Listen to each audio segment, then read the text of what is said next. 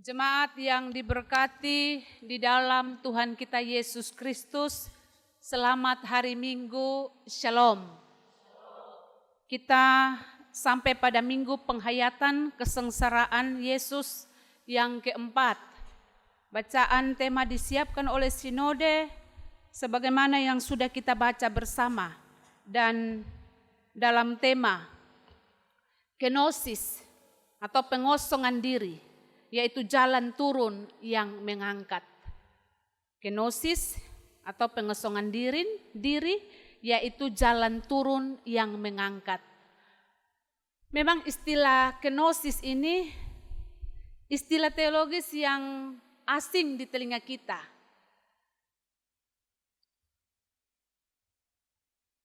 Tetapi kita akan mencoba merenungkan apa pesan firman Tuhan yang mau datang kepada saya dan Bapak Mama. Dalam dunia modern sekarang ini, kita selalu melihat orang menilai hidup seseorang dengan istilah naik. Karena naik itu lambang keberhasilan, lambang kesuksesan. Karena itu kita selalu membangun diri dalam sebuah pendakian di mana grafiknya harus naik terus. Kalau bisa jangan turun. Karena dengan grafik yang naik itu membawa kita untuk lebih tinggi, lebih besar, lebih di atas. Sebuah posisi yang terhormat. Sebuah posisi yang terdepan, punya kuasa, punya kedudukan yang lebih dari yang lain. Mari kita melihat bacaan kita yang berbicara tentang bagaimana seseorang harus punya karakter Kristus dalam kehidupan bersama sebagai orang percaya. Bacaan kita berbicara tentang bagaimana seseorang harus punya karakter Kristus dalam kehidupan sebagai atau dalam persekutuan orang percaya. Paulus tulis surat ini kepada jemaat di Filipi, di mana saat itu mereka terancam untuk pecah. Karena apa? Karena kesombongan, karena pementingan diri sendiri. Dan karena itu dalam situasi demikian, Paulus menasihatkan jemaat pentingnya panggilan untuk hidup bersatu sebagai persekutuan orang-orang percaya. Karena itu penulis Paulus di sini mengangkat nilai-nilai yang harus dimiliki oleh seorang yang hidup dalam sebuah persekutuan anak-anak Tuhan. Dari ayat 1 sampai ayat 4. Dikatakan di situ, jadi karena dalam Kristus ada nasihat. Kesalahan tidak terus harus dibiarkan. Dalam Kristus ada penghiburan kasih. Dalam Kristus ada persekutuan roh. Ada kasih mesra dan belas kasihan. Hidup sebagai bagian dalam persekutuan anak-anak Tuhan harus satu hati, sepikir, harus satu kasih, harus satu jiwa, harus satu tujuan. Menjadi bagian dalam persekutuan orang percaya itu, dia tidak mencari kepentingan diri sendiri atau mengutamakan kepentingan diri sendiri. Dia tidak mencari pujian yang sia-sia. Sebaliknya, dia harus menganggap orang lain itu lebih utama, lebih penting daripada dirinya.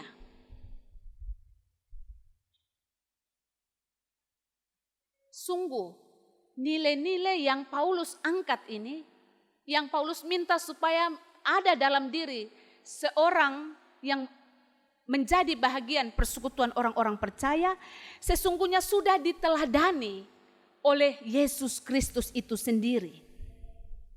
Dan itu nyata dalam tindakan kenosis tadi.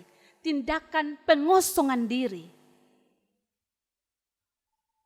Tindakan pengosongan diri adalah Dia yang adalah Allah yang maha tinggi itu.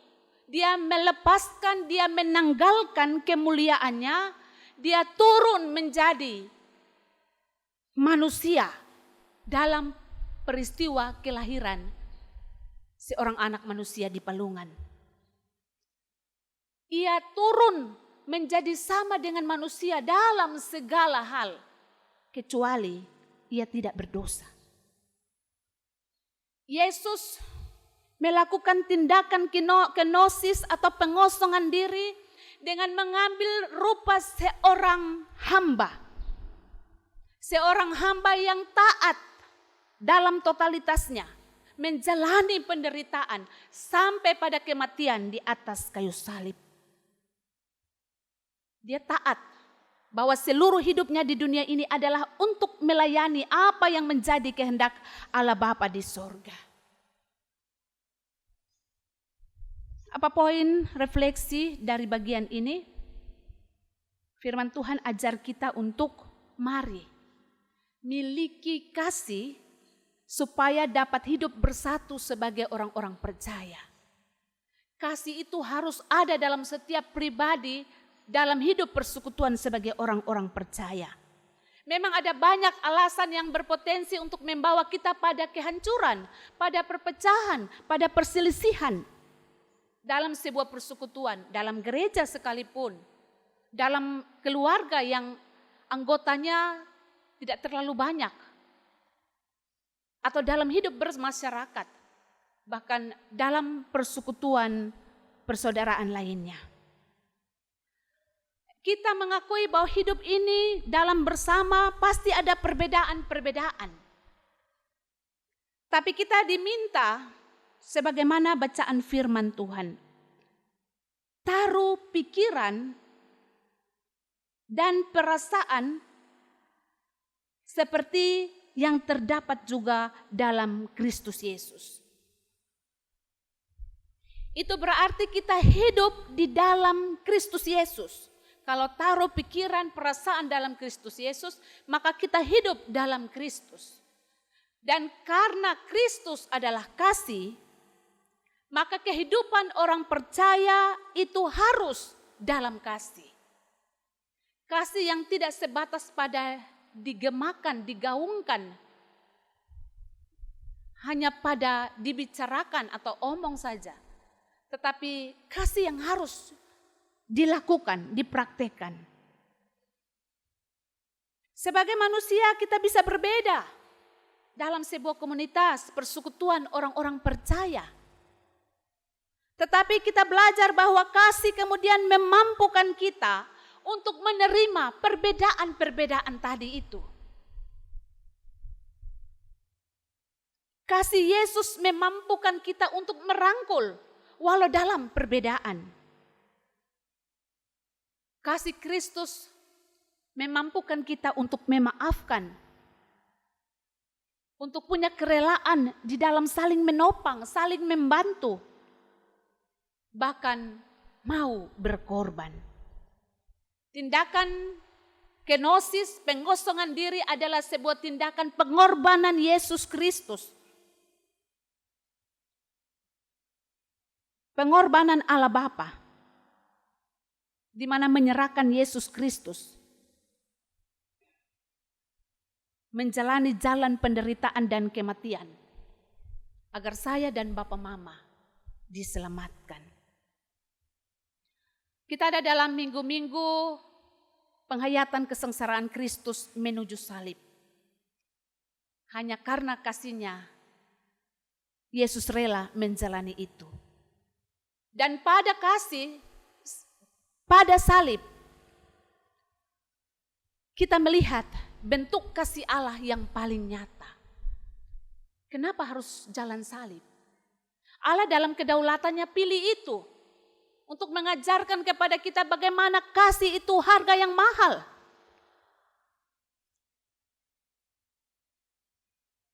Kasih untuk saya dan Bapa Mama. Karena itu kalau kita hidup di dalam Kristus, maka kasih yang telah kita terima memampukan kita untuk melakukan kebaikan demi kebaikan. Orang yang mampu merenungi kasih yang sudah Allah anugerahkan di dalam hidupnya akan dimampukan untuk melakukan kebaikan demi kebaikan. Setiap kesempatan dia lihat sebagai waktu yang Tuhan berikan untuk melakukan dan menunjukkan kasih kebaikan itu. Kasih Yesus menjadi kekuatan yang memulihkan setiap hubungan yang rusak. Demikian kasih yang Yesus ajarkan adalah kasih yang tidak menuntut orang lain, tetapi kasih yang menuntut diri sendiri. Kalau kasih yang menuntut diri sendiri, maka dia butuh kerendahan hati. Itu tidak gampang. Menuntut orang lain untuk melakukan, memberi, itu mudah. Tetapi menuntut diri sendiri untuk menanggalkan ego, kesombongan, itu sesuatu yang perlu kita perjuangkan. Dan memang keselamatan itu harus diperjuangkan. Bapak, mama, saudara-saudari yang terkasih, gagah, kuat, cantik, ganteng, itu dia akan hilang dimakan oleh waktu. Harta bisa habis, jabatan tidak kekal. Karena itu firman Tuhan mau ajar kita untuk jangan hidup dalam kesombongan. Jangan gantungkan hidup kita pada sesuatu yang bersifat sementara.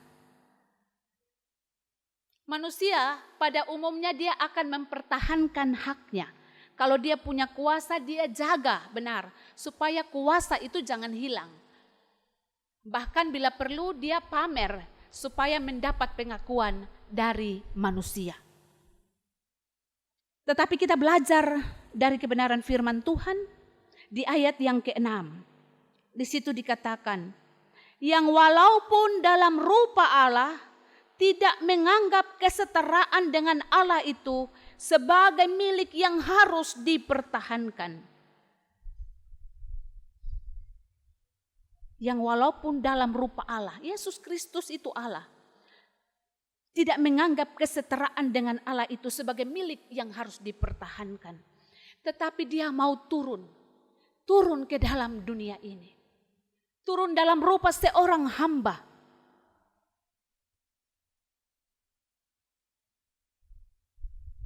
Yesus tidak pakai keilahian atau kealahannya untuk membangun jarak. Tetapi karena kasihnya dia mengosongkan dirinya. Dan dia mau turun ke dalam dunia. Dia bangun kedekatan dengan manusia. Dia memulihkan hubungan antara Allah dan manusia yang sudah putus, rusak akibat dari dosa itu. Bapak, mama, jemaat Tuhan, demikian poin refleksi berikut adalah pengakuan yang kemudian datang daripada Allah dan datang daripada manusia. Kita lihat pola di sini. Yesus mau turun ke dalam dunia. Dia turun namun dia ditinggikan Allah. Yesus merendah dalam rupa seorang hamba, tetapi Yesus diangkat dan disanjung. Dia datang untuk melayani dalam penderitaan dan jalan salib. Namun dia dimuliakan. Ayat 9, 10 dan 11. Itulah sebabnya Allah sangat meninggikan dia. Dan mengaruniakan kepadanya nama di atas segala nama. Supaya dalam nama Yesus bertekuk lutut segala yang ada di langit. Dan yang ada di atas bumi. Dan yang ada di bawah bumi. Dan segala lidah mengaku Yesus Kristus adalah Tuhan bagi kemuliaan Allah Bapa. Jemaat Tuhan, mari kita tarik poin ini dalam perenungan kita untuk hari-hari ini.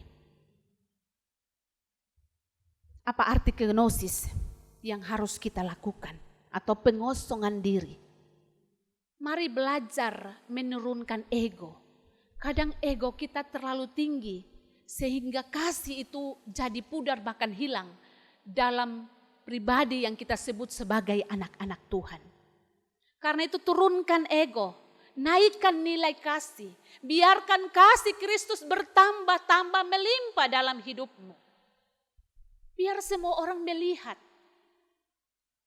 bahwa keakuhan kita ditenggelamkan dan karakter Kristus itu nampak. Karakter yang penuh kasih, karakter yang rela berkorban, karakter yang tidak pentingkan diri sendiri, karakter yang tidak cari pujian dalam setiap pelayanannya, tapi belajar dalam ketaatan untuk melakukan apa yang Tuhan kehendaki. Segala bentuk pelayanan Yesus adalah bentuk ketaatannya terhadap apa yang Allah Bapa perintahkan. Demikian pengosongan diri yang harus kita lakukan. Belajar untuk tidak harus menang dalam setiap perselisihan, konflik atau pertengkaran. Karena kemenangan itu bukan ketika kita terlihat besar di hadapan manusia, tetapi mungkin dengan merendah dan mau mengalah serta mendengar. Demikian firman Tuhan yang datang kepada kita di pagi hari ini. Kita belajar tentang bagaimana kasih menjadi kekuatan yang terbesar dalam mempersekutukan orang-orang percaya dalam berbagai perbedaan untuk hidup sebagai sebuah persekutuan yang kuat yang diberkati oleh Tuhan. Yesus telah memberi teladan. Kita tidak saja berhenti sampai mengagumi bagaimana teladan yang Yesus berikan itu. Tetapi kita harus menghidupi teladan itu sebagai sebuah gaya hidup yang kita kerjakan dari hari ke hari. Tuhan Yesus memberkati kita dengan firman-Nya.